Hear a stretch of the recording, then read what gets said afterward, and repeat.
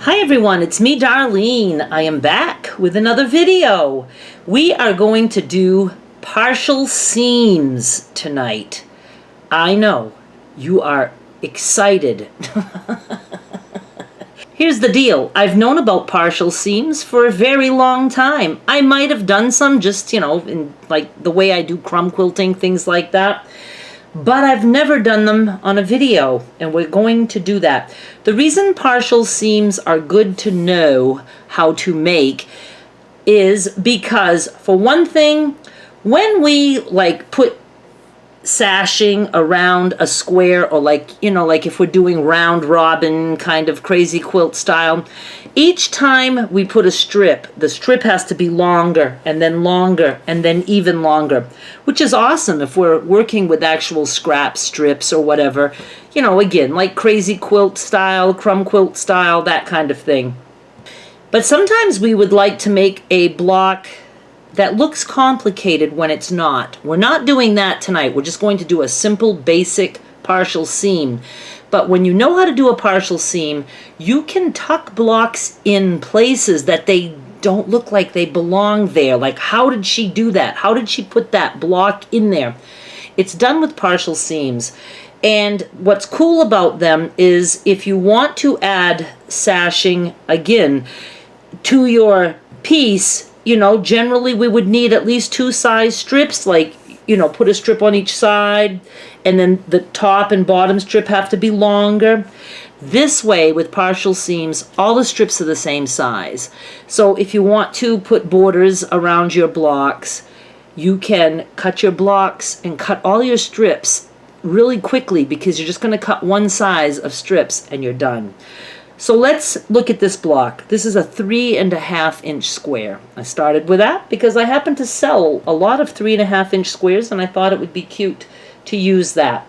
I wanted to cut 1.5 inch strips. So here's how you do the math. There's just a little tiny bit of math involved. And I'm telling you what I'm doing, so if you want to do the same exact thing, you can. I have a 1.5 inch strip like that. Now I know that looks weird. It's sticking out and that doesn't look like it fits, but it's going to in the end.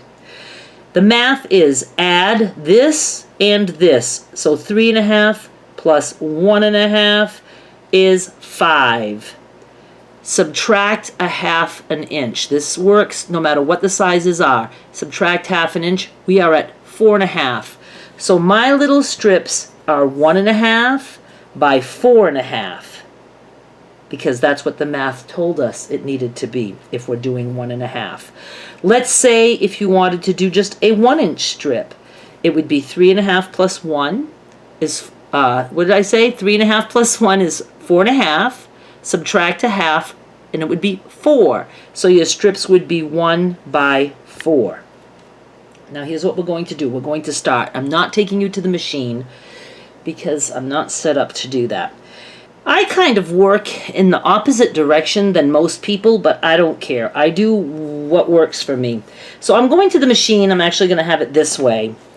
I'm flipping this piece right here, and instead of sewing all the way down, I'm going to stop about halfway. Now I'm stopping about halfway because this is small.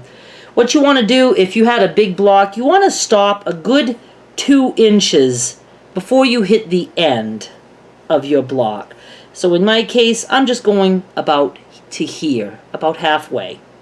Now I will finger press this open, and you can see we have a partial seam because I only sewed down to about here. And we will finish this when we go all the way around. But right now, we have a good edge up here that we can work on. So I'm going to take my next strip, and look, magically, it's going to fit. If it doesn't fit exactly perfectly, don't worry, because we can trim these down after. So I would say match it up to the edge of your block. Don't worry if it's not even over here. That's the part that will get trimmed.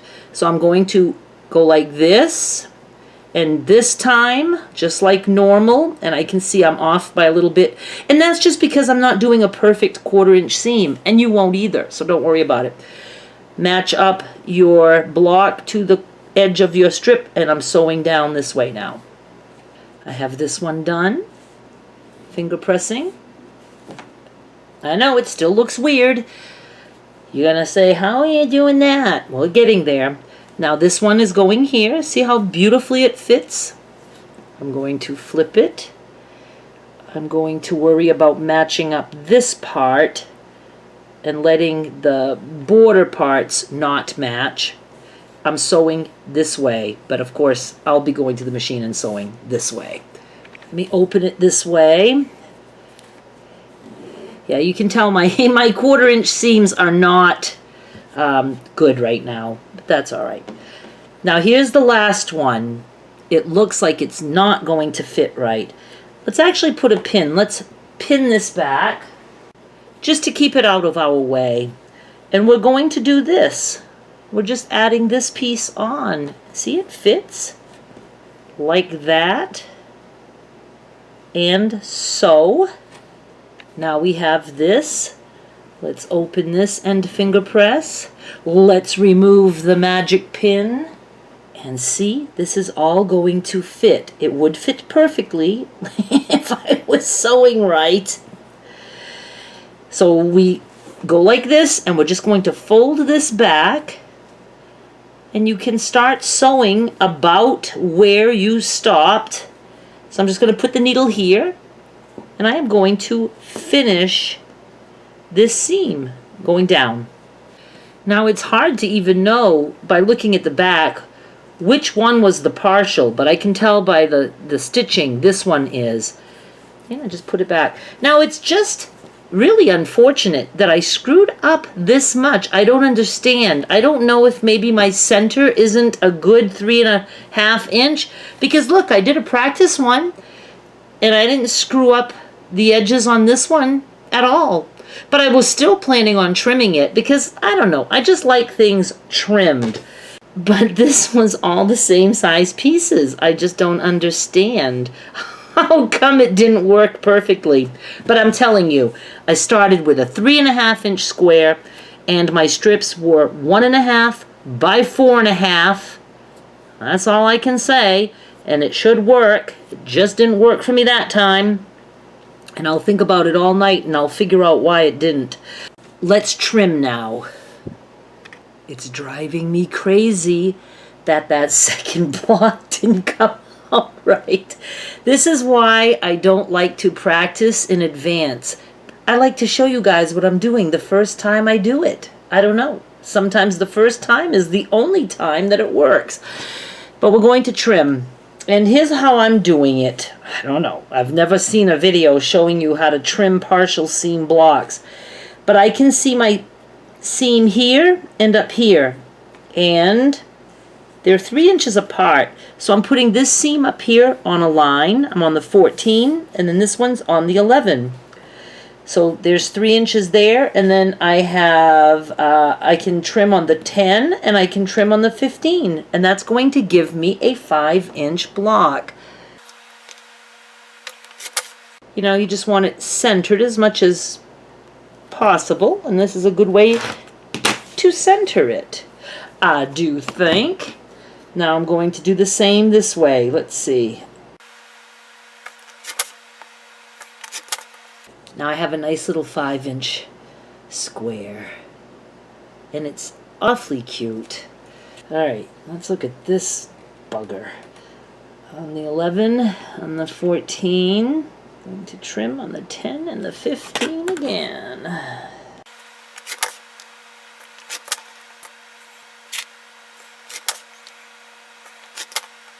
And now I have 2 blocks, 5 inches square. You know, all I can say is so much goes into a perfect block. You have to cut perfectly. You have to have the perfect 1/4 inch. You have to not wiggle when you sew. You have to have the edges of the fabric at the exact right point. So it's why I don't like precision kind of quilt blocks. Here's what I'm going to suggest without even having done it.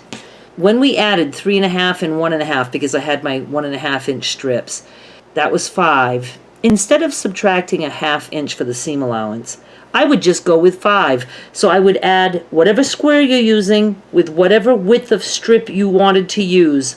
Add that and don't subtract that 1/2 inch.